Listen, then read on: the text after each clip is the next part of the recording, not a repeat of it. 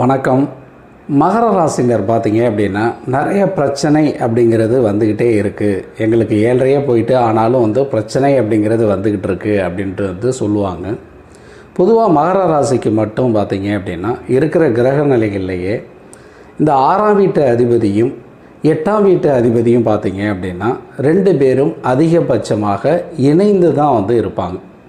கோச்சார பலன்களில் பார்த்தீங்க அப்படின்னா 6ஆம் வீட்டு அதிபதியான புதனும் 8ஆவது வீட்டு அதிபதியான சூரியனும் பார்த்தீங்க அப்படின்னா 2மே இணைஞ்சு தான் போயிட்டுருக்கோம். இது பார்த்தீங்க அப்படின்னா ஒருத்தருக்கு அதிகப்படியான பிரச்சனைகளை மகர ராசினருக்கு கொடுக்கும்.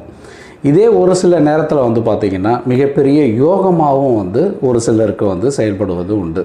ஆனால் பார்த்திங்க அப்படின்னா நிறைய பேருக்கு இது பிரச்சனை அப்படிங்கிறது கொடுத்துக்கிட்டு இருக்கு.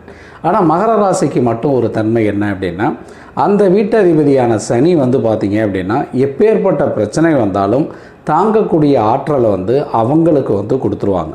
அப்போ என்ன பண்ணணும் மகர ராசினர் அப்படின்னா, எந்த ஒரு காரியத்தை எடுத்தாலும் அதிக முயற்சியை போட்டு அவங்க செயல்படுத்தணும்.